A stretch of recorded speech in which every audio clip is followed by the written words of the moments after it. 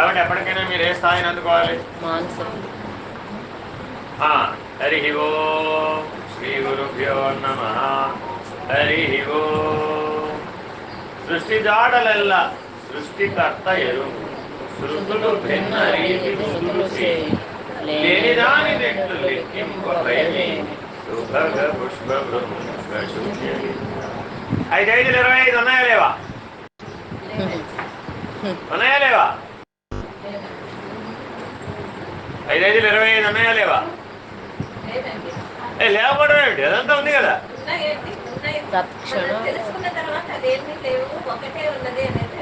ఏం అదంతా నాకు తెలియదు. ఉన్నాయా లేవా?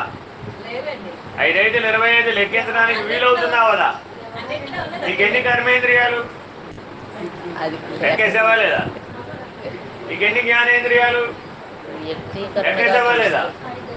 నీకెన్ని ప్రాణాలు, పంచ ప్రాణాలు అంటున్నావుగా, లెక్కేసావా లేదా?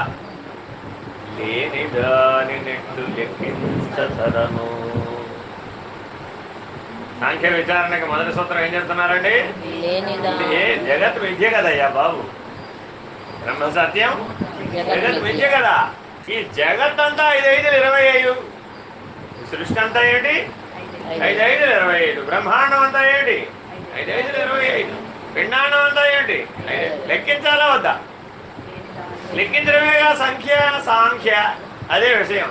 25 లెక్క పెట్టడం ఎలాగో నేర్పుతారు అనమాట.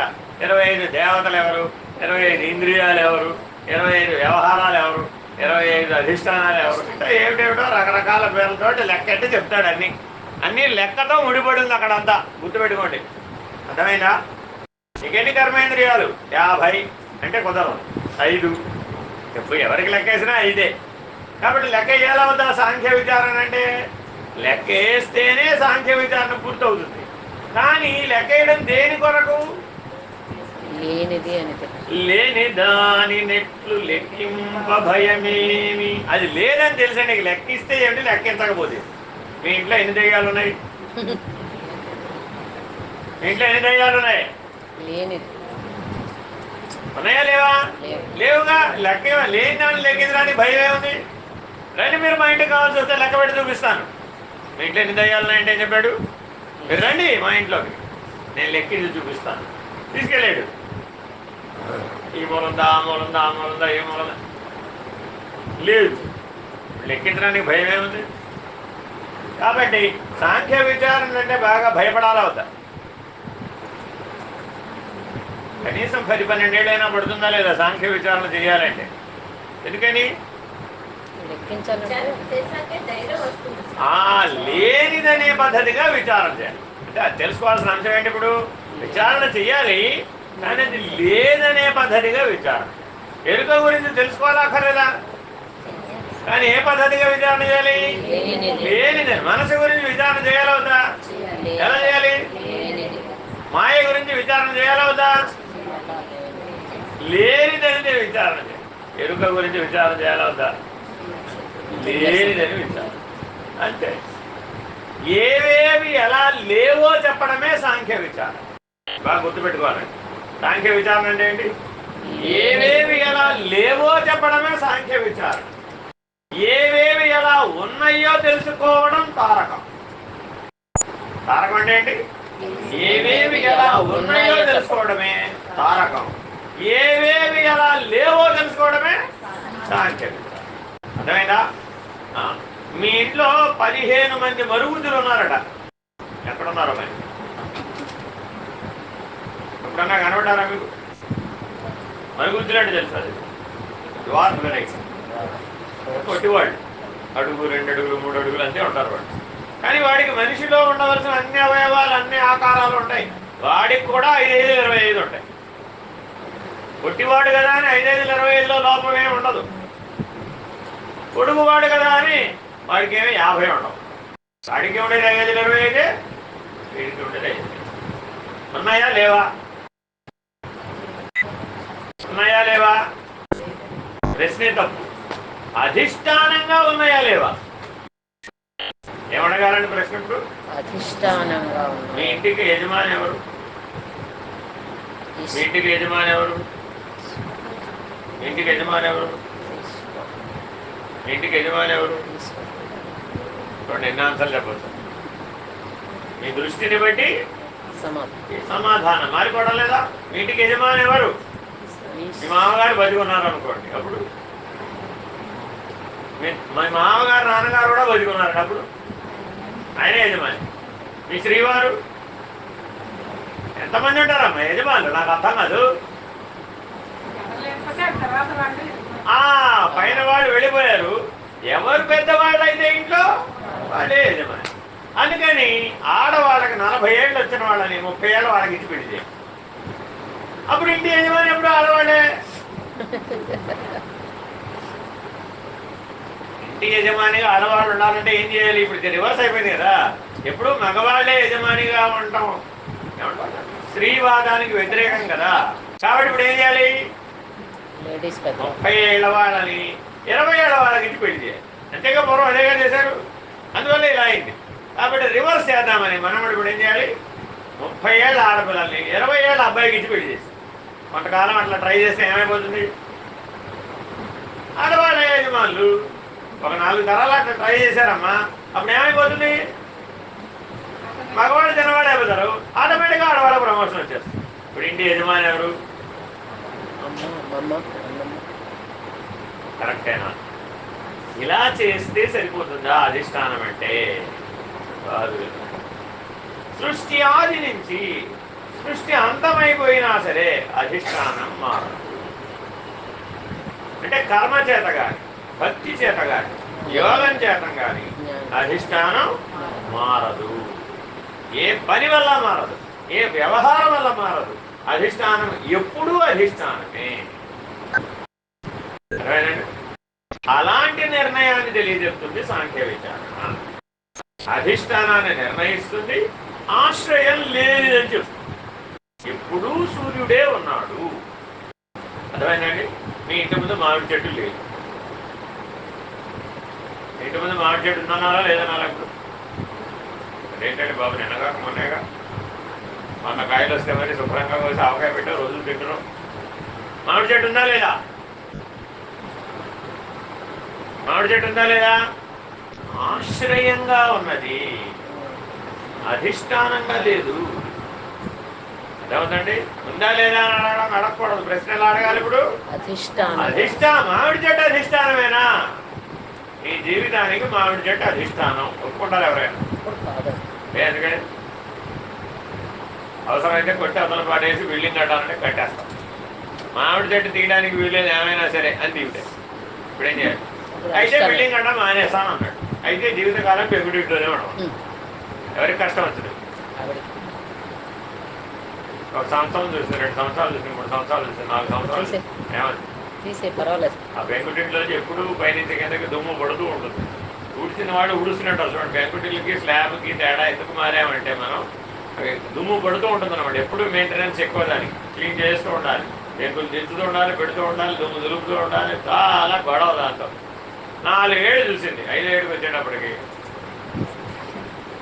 నేను చేయలేను బాబు, అదేదో కొట్టేసి తొందరగా స్లాబ్ అయిన ఆయన అని తేల్చి. ఇప్పుడు మరి అధిష్టానాన్ని వదులుకోవడానికి వీలవుతుందా? నీ ఇష్టంతో పని లేనిదేదో అది అధిష్టానం. నీ ఇష్టంతో పని లేనిదేదో అది అధిష్టానం. ఈ సృష్టి మొత్తం మీద నువ్వు ఎంపిక చేసుకున్నావని నీ ఇష్టమేగా. కళ్ళజోడు షాప్కి వెళ్ళామండి, అక్కడ ఎన్ని కళ్ళజోడులు ఉంటాయి? ఏ కళ్ళజోడు ఎంపిక చేసుకోవాలి? అమ్మేవాడికి ఏది నచ్చిందో దాన్ని తీసుకున్నామన్నావా? కొనేవాడి ప్రకారం తీసుకోవాలంటావా? అదే ప్రభావం.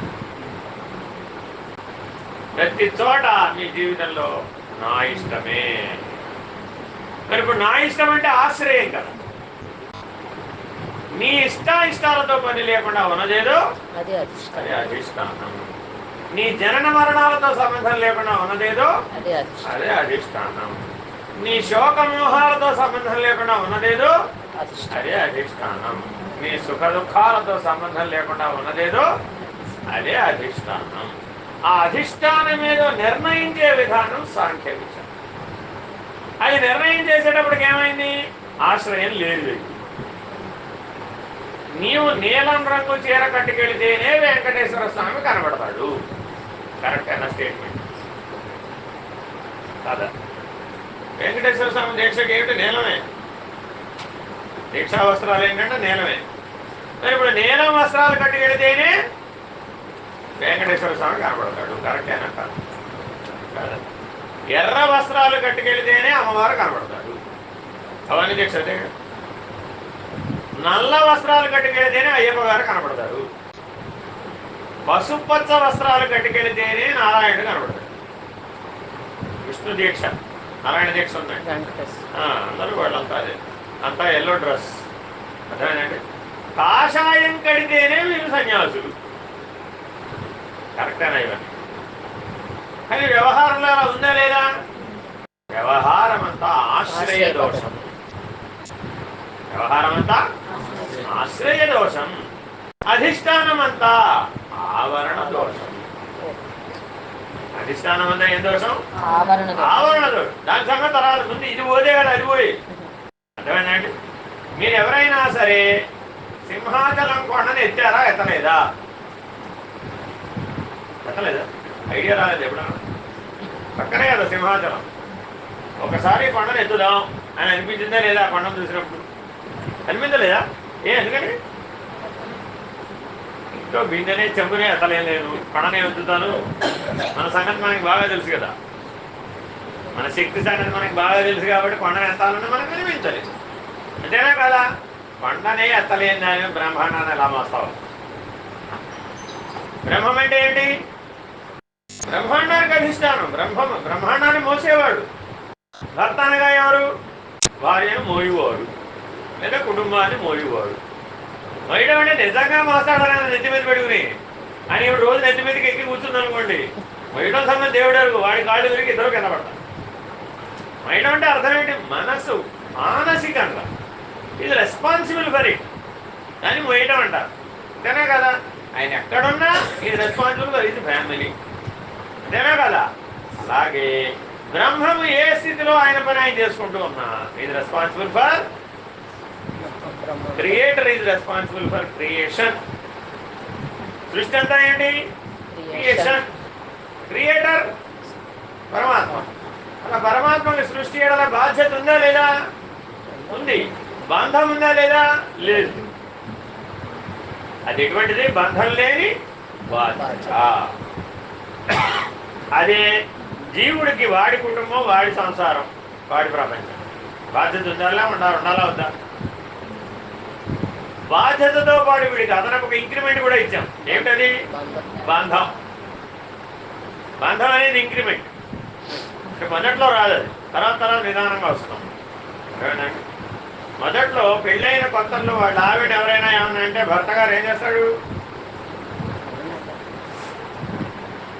పక్కింటికి వచ్చిన కొత్త కోడలు, అందరూ కొత్త వాళ్ళు కదా, అప్పుడు చేసే పనులు ఎవరో ఒకరు ఏదో ఒకటి చూస్తారు కదా, ఎవరో ఒకటి ఏదో ఒకటి అన్నారండి. అప్పుడు ఈ భర్త గారు ఏం చేయాలి? కొత్త భర్త గారు ఏం చేయాలి? ఎవరిని? వాళ్ళ ఆవిడ ఎందుకు చేస్తాడు? వాళ్ళ ఆవిడ చేస్తే వాళ్ళ అమ్మగారికి గెట్అవుట్ ఉంటుంది. ఆవిడ ఏం తెలియదు అని సపోర్ట్ చేయాలంటావు. అచ్చమ్మా చేయడు. ఎవరన్నా ప్రాక్టికల్గా ఇప్పుడు అన్ని పుస్తకాల సమాధానాలు చేస్తుంటే ప్రాక్టికల్గా ఎవడు చేయడు. చేసిన వాళ్ళని ఒక్కరు చూపెట్టండి.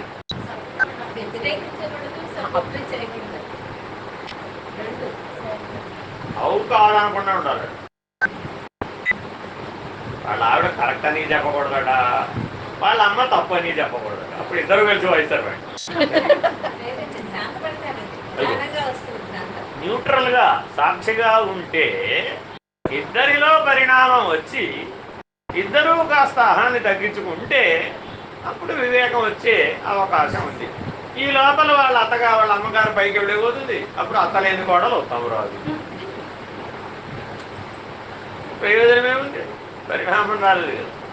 కాబట్టి ఇదంతా ఎందులో మాట్లాడుకున్నాం మనం? ఆశ్రయ ధర్మం. ఇదంతా వ్యవహార ధర్మం. అందుకని అందులో అంతా చెప్తారన్నమాట. ఇది దాంతో చేరితే, అది దాంతో చేరితే, అది దాంతో చేరితే, అది అయితే, ఇది అయితే, అలా అయితే, ఇలా అయితే, అదంతా ఇలా చెప్పుకు వెళ్ళిపోతుంది. ఇప్పుడు మొదలు పెట్టమన్నాం అనుకోండి, జ్ఞాత ప్రకాశం అక్కడ ప్రతిబింబించి ఆకాశంలో నుంచి ఆకాశంలో వాయువులో ప్రతిబింబించి మనసయ్యి ఆ పక్కన ఉన్న దాంతో కలిసి అడ్డంగా వెళితే ఇది అయ్యింది, నిలువుగా వెళితే అదే అయ్యింది. క్రాస్గా వెళితే అదయ్యింది అని వ్యవహారం గురించి చెప్తుంది.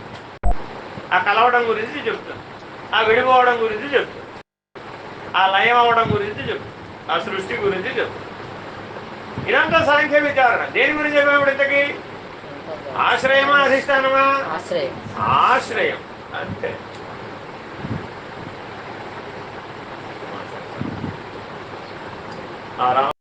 జాగ్రత్తగా గమనించాలి. ఆశ్రయాన్ని ఆధారంగా చేసుకుని పరిశీలన చేసి విచారణ చేసి అధిష్టానాన్ని పట్టుకోగలగాలి, నిర్ణయంగా ఉండగలగాలి. పట్టుకున్న తర్వాత ఏం చేయాలి? నిర్ణయంగా ఉండాలి. Very very important. అందుకు సాంఖ్య విచారణ వస్తుంది. అంతేగాని ఈ 5-5 మునిగిపోవు. జీవితం అంతా విచారణ చేసినా కూడా తేలదు. అర్థమైందా? అన్నం లేకుండా పులిహార తయారు చేయడం ఎవరైనా? ఏం కావాలి మీకు? పులిహార. అధిష్టానం ఏంటి? అన్నం. పులిహార తయారైనాక అన్నాన్ని వేడికి తిండి చూద్దాం. ఇప్పుడు మనం ఏమడుగుతున్నాం? ఇప్పుడు సృష్టి అంతా వచ్చేసింది బయటికి. ఇప్పుడు నాకు పరమాత్మ కావాలట. పరమాత్మ ఏంటి? అన్నం. సృష్టి ఏంటి? పులిహార. అన్నమే పులిహార అయింది, అంతేనా కదా? కొద్దిగా పులిహార అయిన తర్వాత అన్నాన్ని వెనకదే కావడం. సృష్టి రూపంలో ఉన్న పులిహార రూపంలో ఉన్న అన్నాన్ని చూడడం రావాలి. చూడడానికే చిత్రాన్నాన్ని మించినటువంటి ప్రసాదం లేదట అయ్యవారికైనా అమ్మవారికి. ఎందుకని? సృష్టి సంవిధానాన్ని తెలియజేస్తోంది. ఆధారం అధిష్టానమైన అన్నం పరబ్రహ్మస్వరూపం. దానిలో చిత్రాన్నం ఎన్ని రకాలుగా, అందుకే దాని పేరు చిత్రాన్నం. చిత్రాన్నం అంటే ఇదే అని చెప్పడానికి వీల్లేదు. నువ్వు కూరలు కలిపితే శాఖ అన్నం, పులుసు కలిపితే పులిహార, టమాటా కలిపితే టమాటా రైసు, కొబ్బరి కలిపితే కొబ్బరి రైసు, ఏవి కలిపితే అన్నం. అన్నం అర్థమైనప్పుడు. కాబట్టి జాగ్రత్తగా గమనిస్తే పరమాత్మ స్త్రీయా పురుషుడా? ఇప్పుడు ఇరువురు. పరమాత్మ బాలుడా వృద్ధుడా? ఇరువురు. పరమాత్మ మామిడి చెట్ట వేప చెట్ట? చూడండి. కానీ సృష్టి ధర్మంగా చూస్తే భిన్నం, పరమాత్మ దృష్టితో చూస్తే ఏకం. కాబట్టి తత్వజ్ఞాన దృష్టితో చూస్తే ఈ సృష్టి అంతా ఏకం. ఏకమనే దృష్టితో సాంఖ్య విచారణ నేర్చుకో. అనేకం లేనిదనే దృష్టితో సాంఖ్య విచారణ నేర్చుకో. అంటే సాంఖ్య విచారణ వచ్చిన వాళ్ళందరిలో ఇది స్పష్టంగా ఉండాలి. అనేకత్వం లేనిది అది ఆశ్రయ ధర్మం. అర్థమైందండి? అదే ఏకత్వం బ్రాహ్మీభూత స్థితి, అది ఎప్పుడూ ఉంది. సృష్టి రాకముందు ఉంది, సృష్టి లయమైపోయినా కూడా, పునఃసృష్టి జరిగినా కూడా అది ఎక్కడికి పోదు. అర్థమైందండి? సాంఖ్య విచారణ వల్ల ఫలితములు ఇవి రెండు. సృష్టి తెలియపెక్కు చిక్కులు పడనే స్థూల సూక్ష్మములని చూడరాదే, రెడ్డి మించియున్న వెంటనే మోక్షం శుభగ పుష్ప భృంగ శూన్యలింగా. ఎంతసేపట్లో కలుగుతాడు మోక్షం? నాకు అదే ప్రశ్న అడిగాడు. ఎంతసేపట్లో మీకు మోక్షం కలుగుతుంది? ఈ సృష్టిలో ఉన్నవి రెండే, అయితే స్థూలం లేకపోతే సూక్ష్మం, అయితే పదార్థం లేకపోతే శక్తి. అంతేగా? కరెంట్ ఉండాలా? ఫ్యాన్ తిరగాలంటే ఫ్యాన్ లేకుండా ఒట్టి కరెంటే ఉంది, ప్రయోజనం లేదు. అంతేగా? అక్కడ శక్తి లేదా? ఇప్పుడు ఉంది కానీ ఏమి లేదు, ఉపయోగపడే పదార్థం లేదు. కాబట్టి పదార్థము ఉండాలి, శక్తి కూడా ఉండాలి. ఈ సృష్టిని విభజిస్తే రెండే, matter and energy. Modern scientist చెప్పినా అదే, సనాతన ధర్మం చెప్పినా అదే. అయితే ఏం చెప్పాడు? ఇవి రెండింటి వరకే నువ్వు ఆగిపోతే నీకు బంధమే మిగులుతుంది తప్ప మోక్షం రాదు. ఈ రెండింటినీ కనుక నువ్వు అధిగమిస్తే వెంటనే మోక్షం. మోక్షం కావాలనుకున్న వాళ్ళందరూ ఇప్పుడు ఏం చేయాలి? ఈ రెండింటిని అధిగమించండి. స్థూల సూక్ష్మాలని కనుక అధిగమిస్తే వెంటనే మోక్షం. కాబట్టి ఈ సృష్టిని మనం గమనించేటప్పుడు స్థూల సృష్టిలో సూక్ష్మ సృష్టిని, సూక్ష్మ సృష్టిలో స్థూల సృష్టిని కనుక తెలుసుకుని రెంటిని అధిగమించినట్లయితే వెంటనే. ఎందుకని? అధిగమించిన వాడికి ఆ రెండింటి యందు ఆసక్తి లేదు, అపేక్ష లేదు, బాధ లేదు. ఇంతకీ నీ కరెంట్ కావాలా, ఫ్యాన్ కావాలా? కరెంట్ కావాలా ఫ్యాన్ కావాలా? రెండు కరెంట్ కావాలా ఫ్యాన్ కావాలా? రెండు కాదు, రెండు కలిపి వాడితే వచ్చే సుఖం కావాలి. రెండు రెండు కలిపి వాడితే వచ్చే సుఖం కావాలి. కరెంటు ఒట్టి కరెంటు సుఖం రాదు, ఒట్టి ఫ్యాను అతకు సుఖం లేదు. రెండు కలిపి వాడాం, అప్పుడేమైంది? సుఖం. నువ్వు స్విచ్ చేస్తే ఫ్యాన్ తిరగాలమ్మా. ఇప్పుడు ఏం చెప్పాడంటే అది తిరుగుతుంది, కానీ ఆగినప్పుడల్లా నువ్వు తిప్పాలి. ఏం చేయాలంటే ఇప్పుడు ఒక కర్ర పట్టుకుని ఆగినప్పుడల్లా నువ్వు తిప్పాలి. స్టార్టింగ్ ట్రబుల్ దానికి. స్విచ్ ఆపేమంటే మాత్రం మళ్ళీ నువ్వు తిప్పాలి, అది అందుకునేదాకా నువ్వు తిప్పాలి. అర్థమైందండి? ఇప్పుడు సుఖమేనా? సుఖమేనా? నిద్రపోయింది ఇవిడ, ఇంట్లో 6 ఫ్యాన్లు తిరుగుతున్నాయి, వాళ్ళ అమ్మాయి చేసి వచ్చి స్విచ్ తీసేది. ఏమైంది? ఇవి నిద్రలో తెలియదు. ఫ్యాన్ ఎవరండి ఈ ఫ్యాన్ ఆపేది? నాకు అర్థం కాదు. మళ్ళీ ఇప్పుడు 1 గంట తిప్పితే కానీ తిరగదు 6 గంటలు. ఒకప్పుడు అలా ఉండేవండి, డైనమో ఫ్యాన్స్ అంటారు వాడు. ఇప్పుడు మనం ఆటోమేటిక్ ఫ్యాన్లు వాడుతున్నాం, కానీ ఫిజిక్స్ తెలిసిన వాళ్ళందరికీ, కాలేజీలు ప్రొఫెసర్లు యూనివర్సిటీ చదివిన వాళ్ళందరికీ తెలుసు డైనమో ఫ్యాన్ అంటారు. అంటే మనం తిప్పి దాన్ని పొటెంటైజ్ చేయాలన్నమాట. తర్వాత అప్పుడు అది అందుకుంటుంది, అందుకుంటే 6 గంటలు తిరుగుతుంది, అందుకోకపోతే అది తిరగదు. అందుకునేంత వరకు మనం తిప్పాలన్నమాట. అక్కడి నుంచి ఆ దశ నుంచి ఈ దశకు వచ్చాము. ఒకేసారి రాలా ఇప్పుడున్న మోడర్న్ డెవలప్మెంట్, చాలా క్రమ పద్ధతిలో వచ్చింది. అసలు వాషింగ్ మెషిన్ వచ్చిన విధానం మనం చూసాము వీడియో. అది 3 నిమిషాల్లో అసలు వాషింగ్ మెషిన్ ఎలా డెవలప్ చేసాము. చాలా వైబ్రెంట్ మోడల్స్ వాడామన్నమాట. ఇప్పుడున్న మోడర్న్ వాషింగ్ మెషిన్ దాదాపు 1116 మోడల్స్ పోయిన తర్వాత వచ్చింది. అన్ని మోడల్ వాషింగ్ మెషిన్లు వాడేసాం, అవేవి రకరకాల ప్రాబ్లమ్స్ వచ్చి పోయినాయి అన్నమాట. ఇప్పుడున్నది నిలబడి. ఎందుకంటే అల్ట్రా మోడర్న్ వాషింగ్ మెషిన్ రావడానికి 1116 మోడల్స్ ట్రై చేశారు. స్టెప్ బై స్టెప్ దాన్ని అప్బ్రింగ్ చేస్తుంది. అలాగే ఇప్పుడు ఏమంటున్నాడు, నైనా నువ్వు ఆ పరమాత్మ అధిష్టానాన్ని తెలుసుకోవడానికి ఎన్నో రకాల సృష్టులను పరిశీలించాలి. స్థూల సృష్టిని పరిశీలించాలి, సూక్ష్మ సృష్టిని పరిశీలించాలి. సూక్ష్మ సృష్టిని అధ్యయనం చేసేటప్పుడు స్థూల సృష్టి యొక్క ప్రాధాన్యతని, స్థూల సృష్టిని అధ్యయనం చేసేటప్పుడు సూక్ష్మ సృష్టి యొక్క ప్రాధాన్యతని ఎరగాలి. అంతవరకే, మునిగిపోకూడదు. అధిగమించిన వాడవైతే దానివల్ల నీకు బంధం లేకపోతే, బాధ్యత లేకపోతే ప్రభావితం కాదు. ఇప్పుడు ఉండకూడదు నీకు దానివల్ల. ఏముండకూడదు? బాధ్యత, ప్రభావం. ఈ 3 లేకపోతే నువ్వు ముక్తుడివే.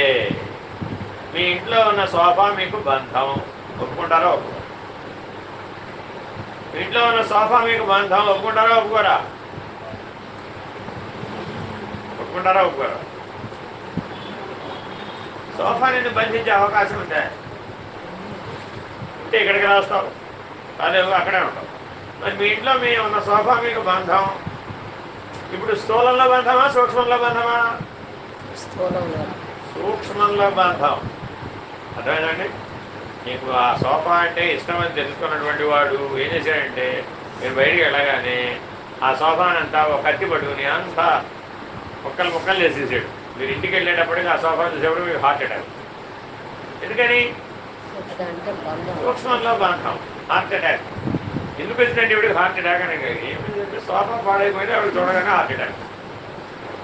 సోఫా వల్ల హార్ట్ అటాక్ రావడం ఏంటి? ఎవరైనా నమ్ముతారా? ఆవిడకి వచ్చిందయ్యా బాబు. ఎందుకని? సూక్ష్మంలో బంధం. గుర్తుపెట్టుకోవాలండి. ఉదాహరణ చెప్తున్నా, ఇలా మీరు ఆ ప్లేస్లో ఏదైనా పెట్టుకోవచ్చు. ప్రతిక్షేపించము ఎక్స్ బదులు ఏదైనా పెట్టుకోవచ్చు. అర్థమేనండి? మీ ఇంటి వెనకాల మీరు కష్టపడి తోటకూర పెంచారు, విత్తనాలు చల్లి నానా కష్టాలు పడి. ఈ గోడ దూకి ఎవరో వచ్చి మీ తోటకూర అంతా కోసుకుపోయారు. ఏమవుతుంది మీకు? ఆ కోసుకుపోయిన వాడిని వారం రోజుల పాటు శాపనార్థాలు పెట్టాల్సిందేనా లేదా? అప్పుడు ఏమైంది? కాబట్టి మనం జనం నుంచి మరణం దాకా అయితే స్థూలంలో అయినా లేదా సూక్ష్మంలో అయినా సరే ఈ బంధము, బాధ్యత ప్రభావితం అయ్యేటటువంటి లక్షణాన్ని కలిగి ఉండి మనం రకరకాలైన ద్వంద్వానుభవాలను కొని తెచ్చుకుంటాం. అర్థమైందండి? సాంఖ్య విచారణ అంటే అర్థం ఏమిటంటే, ద్వంద్వానుభవాలను బాగా పరిశీలించి ద్వంద్వాతీత స్థితిలో నిలబడడం. అంతేగాని ద్వంద్వాలలో నిలబడటం కాదు. సాంఖ్య విచారణ చేశామండి, షడూర్ములు పోలేదండి. ఏ ప్రయోజనం ఆ విచారణ వల్ల? అంతేనా కదా? కాబట్టి చాలా జాగ్రత్తగా విచారణ చెయ్యాలి. స్థూల సూక్ష్మ భేద సూత్రం ఒకటి కానబడుట మరియు కానబడని స్థూల మండ్రు జగం సూక్ష్మం తత్వం సుభగ పుష్ప భృంగ శూన్యలింగా. ఇంతకీ మీ మనసు ఎలా తయారైందండి? మీకు మనసు ఉందా లేదా? ఉందా లేదా? ఇప్పుడు ఆలోచన కనబడుతున్నాయి కదా, ఆలోచనే మనస్సు. అంతేనా కదా? మనసు ఉందా లేదా? శరీరం ఉన్నంతకాలం మనసు ఉండవలసిందే. ఆ ఇంద్రియం ఉండాలా ఉందా? ఇది చెయ్యాలా ఉందా? అది కూడా ఉండాలి. ఇది బాహ్యేంద్రియం, అది అంతరింద్రియం. సరే, ఇంతకీ మనసు ఎలా తయారైంది? ఆకాశంలో ఎంత భాగం? 1/8 ఆకాశ భాగం, 1/8 అగ్ని భాగం, 1/8 జల భాగం, 1/8 పృథ్వీ భాగం కలిసి అర్ధభాగం వాయు భాగంతో కలిసేటప్పటికి మనసు అయ్యింది. ఇలా చెప్తారనమాట. ఇది సంఖ్యలు లెక్క పెట్టడం అంటే. ఇలా లెక్క పెట్టి మనసు ఇలా తయారయ్యింది అని చెప్పారు. చెప్తే ఇప్పుడు నీకేం తెలిసింది? నీకు తెలుసుకున్నాం. ఏం తెలిసింది ఇప్పుడు? స్థూలమా సూక్ష్మమా? ఆ భాగాలన్నీ కలిసినవి సూక్ష్మంలో కలిసినాయా స్థూలంలోనా? సూక్ష్మంలో కలిసినాయి. కాబట్టి సూక్ష్మం అంతా తత్వం, ఆకాశతత్వం, వాయుతత్వం, జలతత్వం, అగ్నితత్వం, పృథివీ తత్వం. ఆ తత్వాలు ఆ పాళ్లల్లో కలిసినాయి. అర్థమైందా? కలిసేటప్పటికి మనసు అనేటటువంటి మిక్సర్ బయటకు వచ్చింది.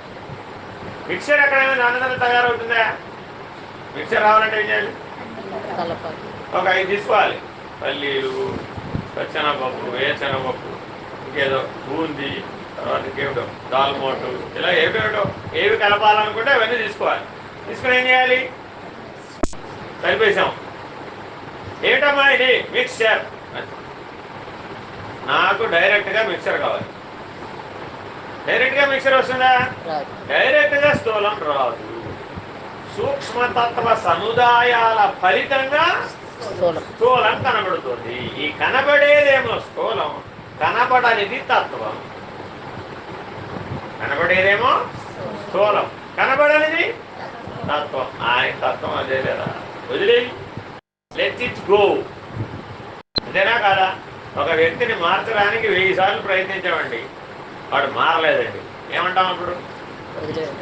వదిలేరా బాబు, 1000 సార్లు చెప్పాను నేను, వాడు మారడు, వాడి తత్వం అంటే. ఎవరినైనా వాడి తత్వం తెలుసుకోవాలి అంటే రెట్టించి అడగాలి. అంటే అర్థం ఏంటి? రెట్టించి అడగాలి అంటే అర్థం ఏంటి? పొద్దున నువ్వు 7ంటికి లేచి ఏం చేశావు? గట్టిగా పొద్దున్న లేచి 7 గంటలకు వేసావు. వాడు కదలలేదు. ఇప్పుడేం చేయాలి? అడిగానా నేను? పొద్దున్న ఏం చేసావు నువ్వు? వాడు సమాధానం చెప్పేదాకా అడగడాన్ని రెట్టించి అడగడం అంట. వాడు 10 సార్లు విన్నాకైనా 11వ సారికైనా వాడికి స్పందిస్తున్నావా లేదా? ఎన్నిసార్లు అడుగుతావు అని అంటాడు కదా. ఆ స్పందన కోసమని ఈవిడు రెట్టించడు. ముఖ్యంగా భార్యలందరూ భర్తలు రెట్టించి అడుగుతూ ఉంటారు. ఎలా కూడా ఆయనకి సమాధానం చెప్పాలి. ఆయన ఏమిటి? అడుగుతాడు. Let it go. భర్తల సూత్రం ఏమిటి? Let it go. ఎందుకని ఆవిడ చెప్పినవన్నీ ఆచరిస్తే కొంప కొల్లేరైపోతుంది. ఆవిడకి రోజుకు 16 ఆలోచనలు వస్తాయి. అంతేనా కాదు? అవన్నీ ఆచరిస్తే చాలా ప్రమాదం. కాబట్టి ఆయన ఏం చేస్తాడు? సర్లే రేపు కూడా ఇదే అడిగితే చూద్దాం. మళ్ళీ రేపు అడుగుతుంది. ఎన్ని తగ్గిపోయినాయి? తగ్గిపోతాయి కదా. ఇవాళ అడిగినవన్నీ రేపటికి అడగరు మీరు. సగం తగ్గిపోతాయి. ఒక రోజు వెయిట్ చేస్తే సగం తగ్గిపోయినాయి. ఇంకో రోజు వెయిట్ చేద్దాం. ఈసారి ఏమైనా ఇంకా సగం తగ్గినాయి. 4కి వచ్చేసింది.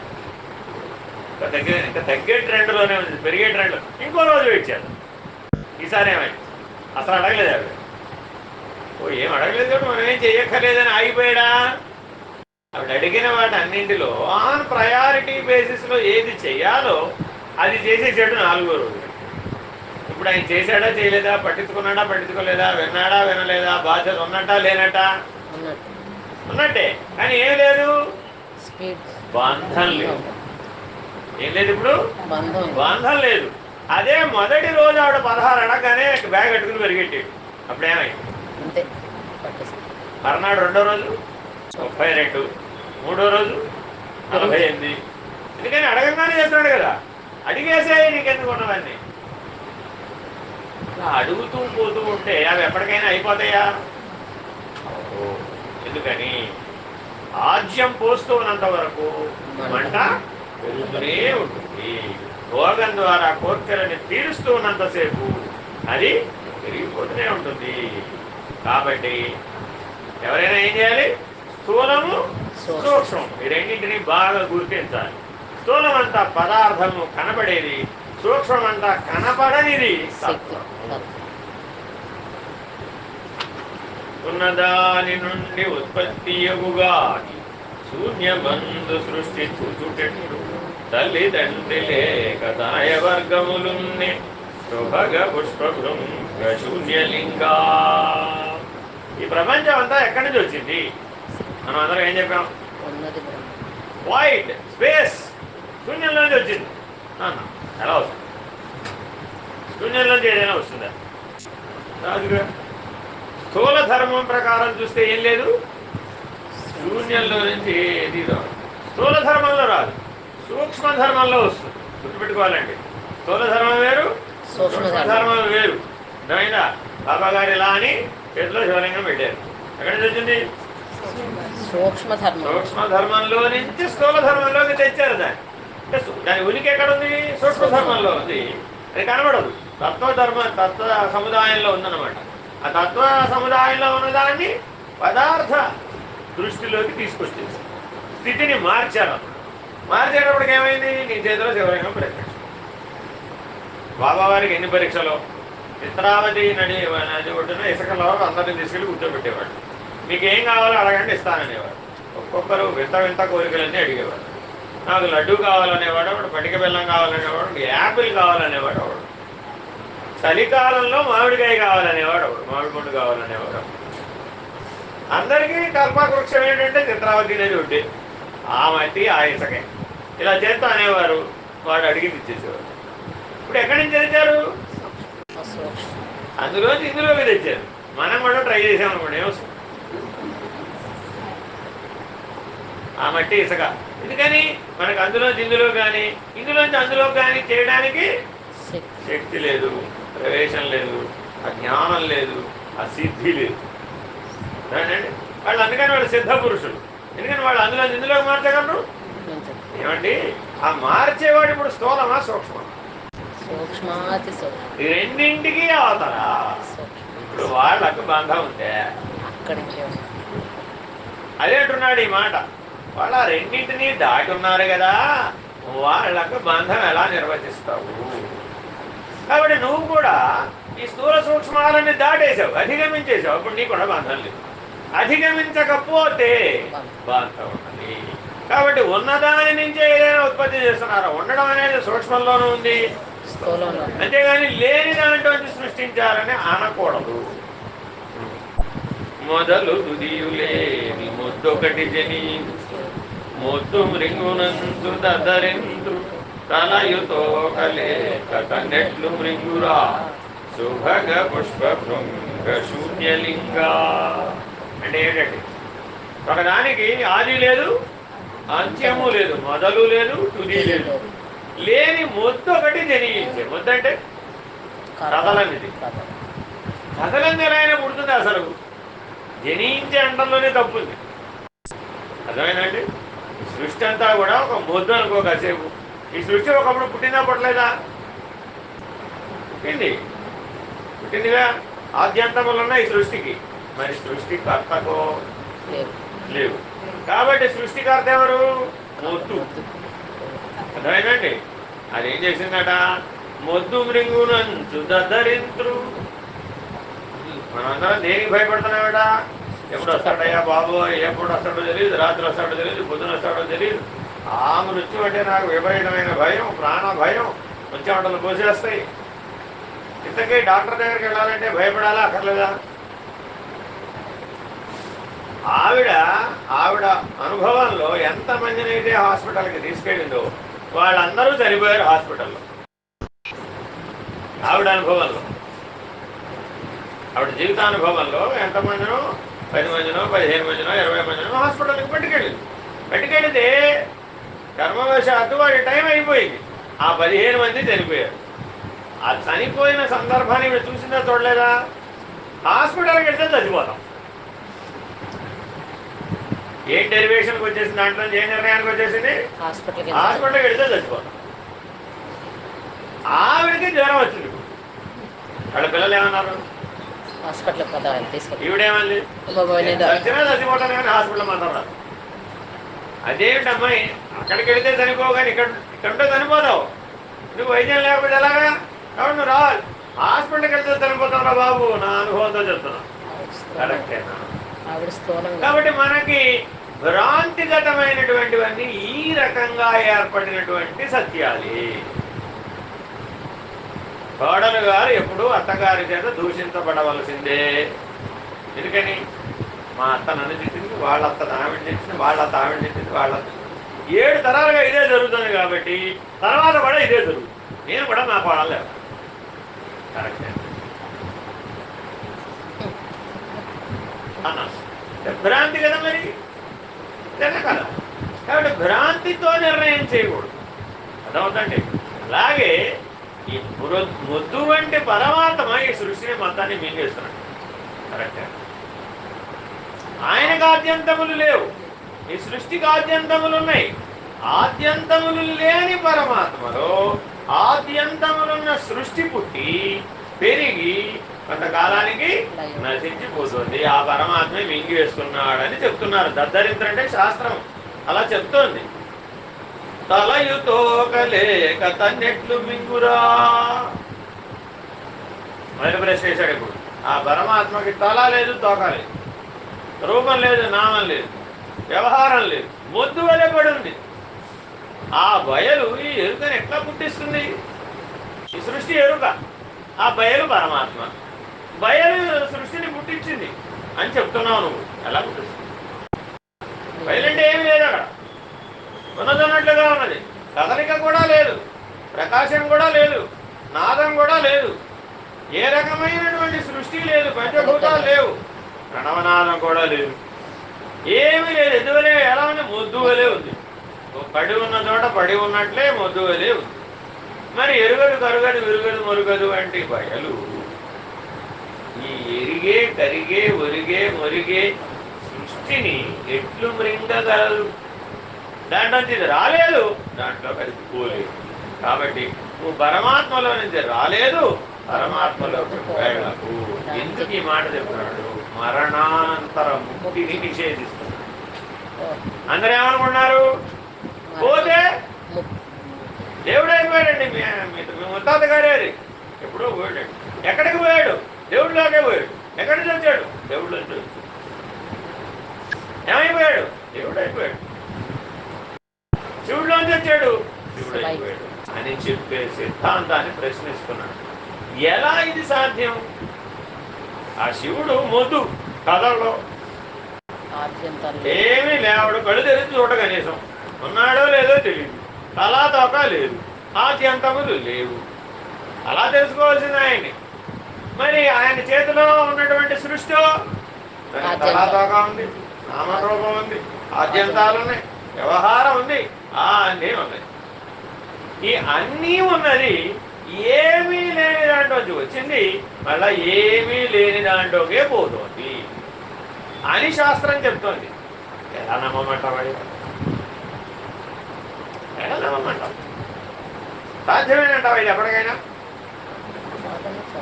సాధ్యమేనంటావా? అప్పుడు ఉదాహరణ చెప్పారు. భూమిలో నుంచి పంట పండుతుంది, అంతేనా కదా? భూమి లేకుండా పంట పండుతుందా? పండదు. భూమి యథాతథంగా పంటగా మారుతుందా? మరి మిగిలినవన్నీ ఉండాలా అవుతా? మిగిలిన అన్ని ప్రయత్నాలు, అన్ని అంశాలు సహకరిస్తేనే పంట చేతికి వస్తుంది. లేకపోతే రావడాల. గుప్పెడు చల్లితే గంపెడు చేతికి వస్తుంది. ఎప్పుడు అన్నీ సహకరిస్తే అంతేనా కదా. మరి ఇప్పుడు భూమిలోంచే పంట వచ్చిందనాలా, నువ్వు చల్లిన గుప్పెడు విత్తనాలలోంచి వచ్చిందనా? అసలు నువ్వు గుప్పెడు విత్తనాలు చల్లలేదు, వస్తాయా? భూమి లేదు, అప్పుడు వస్తాయా? నీ దగ్గర గుప్పెడు విత్తనాలు ఉన్నాయి, అప్పుడు వస్తాయా? మరి ఏం చేయాలి? అధిష్టానమైనటువంటి పంచభూతాత్మకమైన ప్రకృతి ఉండాలి, నువ్వు విత్తనాలు చల్లాలి, ఆ రెండింటి మధ్య సమన్వయం కూడా జరగాలి. ఇంకేముండాలి? విత్తనాలలో పరమాత్మ యొక్క శక్తి అంకురించే శక్తి ఉండాలి. విత్తనాలకు అంకురించే శక్తి లేదు, అప్పుడేమై? ఇప్పుడు పరమాత్మ యొక్క శక్తి జోడించాలా వద్దా? రైతు యొక్క సంకల్ప శక్తి జోడించాలా వద్దా? ఆ సంకల్పం లేకపోతే ప్రయత్నమే చేయలేడుగా. మరి ఇవేవీ లేకుండా పంట చేతికి వస్తుందా?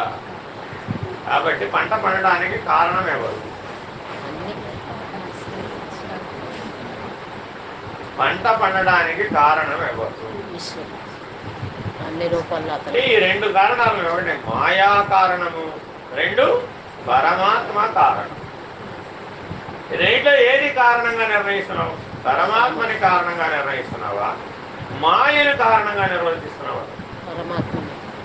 సర్వకాలములందు మారకుండా ఉండే ఫలితం వస్తే పరమాత్మ కారణం. సర్వకాలములందు సర్వదేశములందు మారని ఫలితం కనుక వస్తే అదేమిటది? పరమాత్మ. మారే ఫలితాలు వస్తే మాయా కారణం. కాబట్టి సృష్టిలో అన్నీ మారిపోతున్నాయంటావా, మారడం లేదంటావా? సృష్టిలో అన్నీ మారిపోతున్నాయంటావా, మారడం లేదంటావా? మారిపోతున్నాయా? అయితే మాయా కార్యం. మాయ అంటే ఏమిటి? ఏది లేదో ఇప్పుడు లేని దాని నుంచి మళ్ళా సృష్టి వచ్చిందని చెప్తున్నావా? మరి జగత్ ఉన్న పరమాత్మలో నుంచి సృష్టి వచ్చిందని చెప్పాలా, లేని మాయలో నుంచి సృష్టి వచ్చిందని చెప్పాలా? సాంఖ్య విచారణ ద్వారా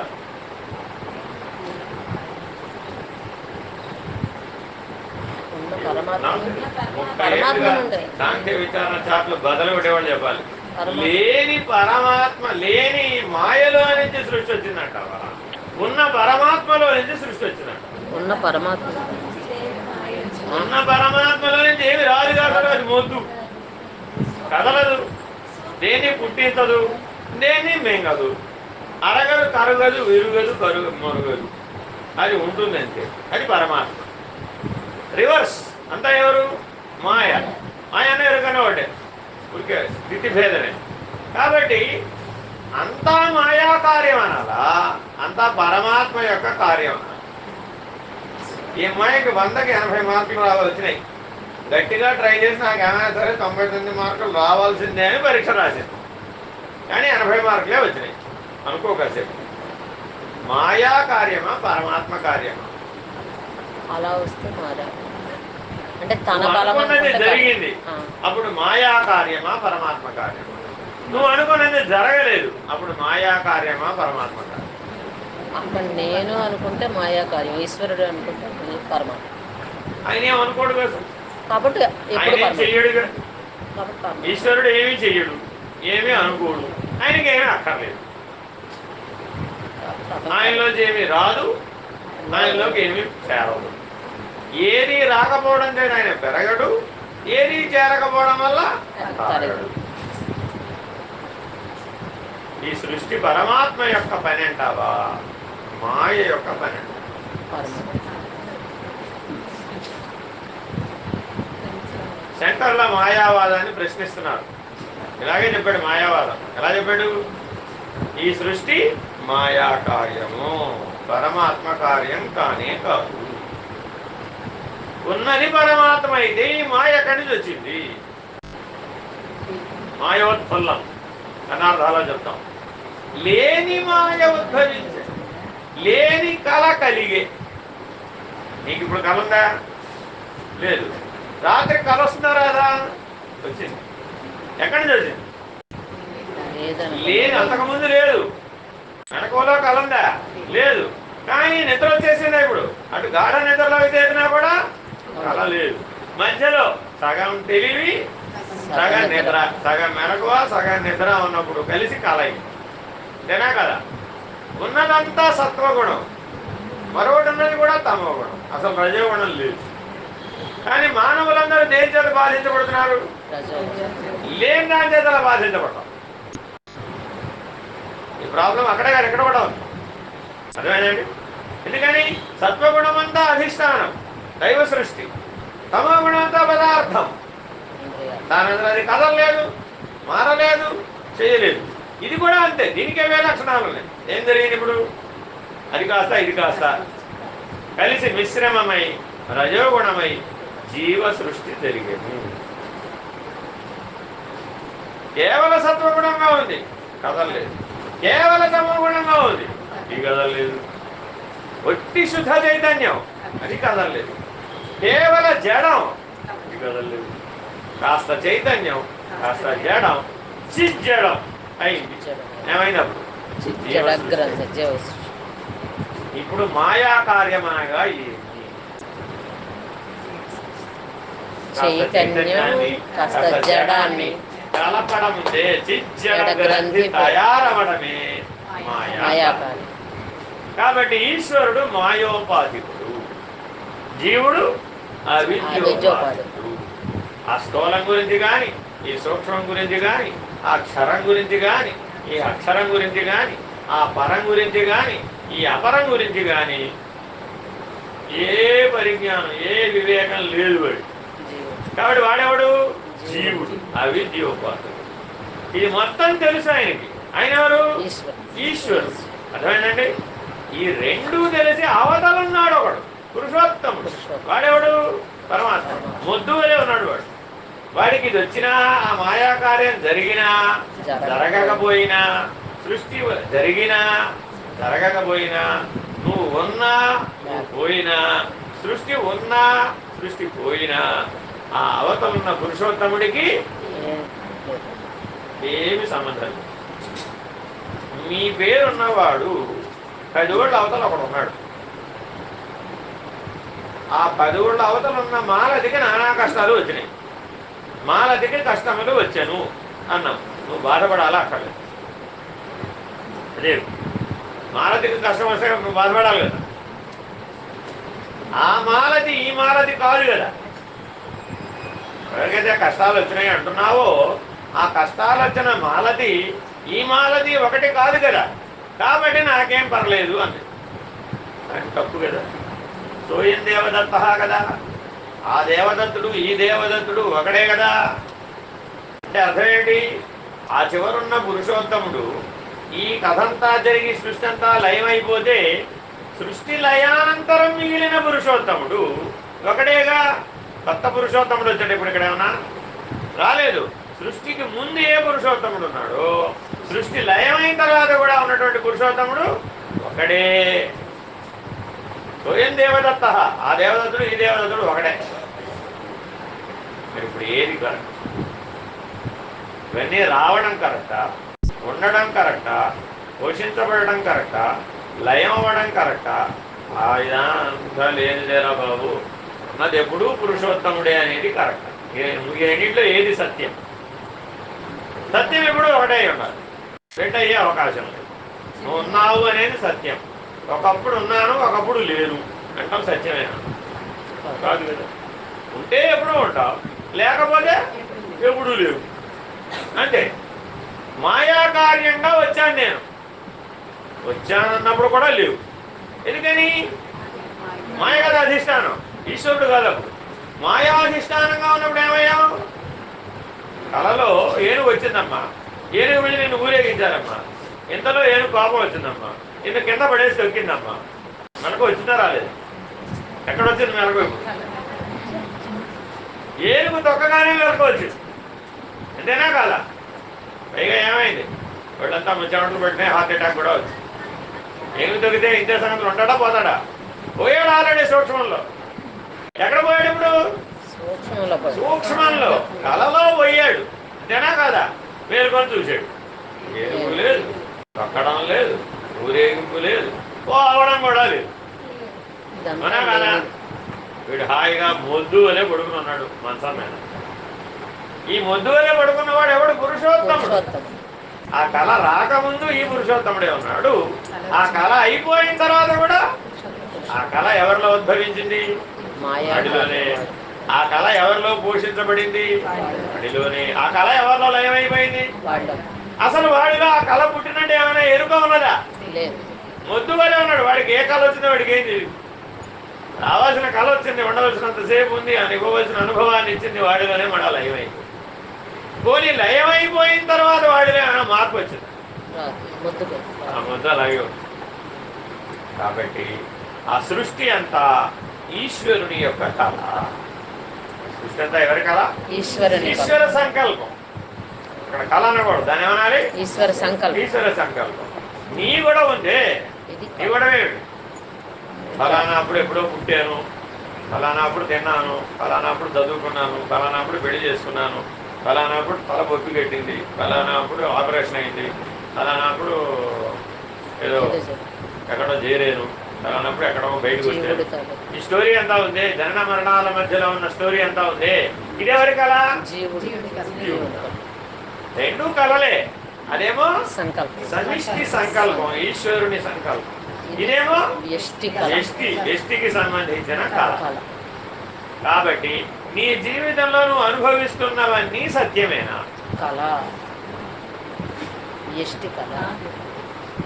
నా చిన్నప్పుడు ఎప్పుడో ఇక్కడ బొబ్బి కట్టిందండి బాబు, ఇదిగో కావాలంటే చూసుకోండి, మార్పుపడి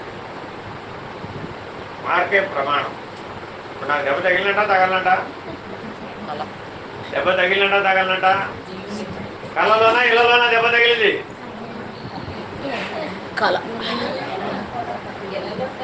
ఈశ్వర స్థానం నుంచి చూసినప్పుడు ఇది కళ. మొదలు చెప్పా, పరిస్థితి సూక్ష్మంలో నుంచి చూసినప్పుడు ఈ స్థూలం కళ. జీవభావంలోదంతా కళ. ఈశ్వర భావంతో చూసినప్పుడు దాని అవతలకి వెళ్ళి పురుషోత్తముడి నుంచి చూసాం, అప్పుడేమైంది? ఈశ్వర సంకల్పం కూడా కళే. అంటే దాని అవతలకి వెళితేనే ఇది కళని నిర్ణయించడానికి వీలవుతుంది. అధిగమించిన వాడికి మాత్రమే ఇది కళ. అధిగమించకుండా కళ అన్నావు, ఏమైపోయింది? ఏమి తెలియదు, ఏదో అనేస్తాం. రాత్రి మీ ఆయన వచ్చి ఏదో అప్పడాల కరదో ఎలాలో కొట్టావు కదా, నేను సంగతి చేద్దామని మన నిద్ర పోయినప్పుడు కంగమని నెత్తి మీద ఒకటేసాడు. అప్పుడు తెలియలే, ఒక దెబ్బకి తెలియలే. ఇంకోసారి కొట్టే వెంటనే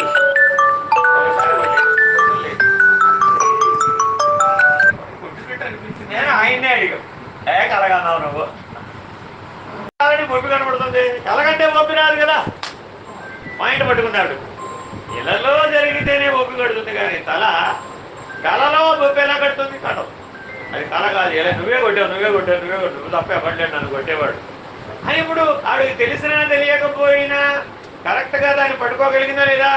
ఎలా పట్టుకుంది మరి? అనుభవ ప్రమాణం. ఏ ప్రమాణంతో? అనుభవ ప్రమాణంతో. కాబట్టి జ్ఞానానికి ప్రమాణం ఏది? సత్య దర్శనానికి ప్రమాణం ఏది? అనుభవ ప్రమాణం. కాబట్టి సాంఖ్య విచారణ సూత్రం అంతా విచారణ చేయాలా, అనుభవం రావాలా? ఎలా రావాలి? అధిష్టానం దృష్టి నుంచి చూస్తే ఆశ్రయము లేదే. అధిష్టానానికి అవతల నిరావరణంగా గనక చూస్తే, పురుషోత్తముడుగా గనక చూస్తే అధిష్టానం కూడా లేదు.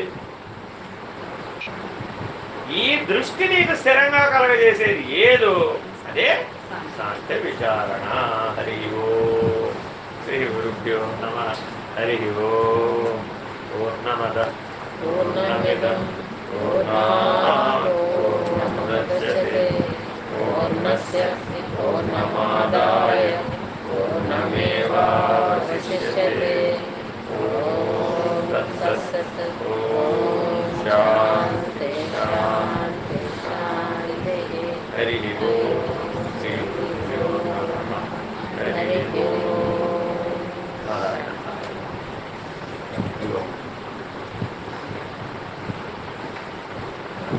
అందరికీ సెలవండి.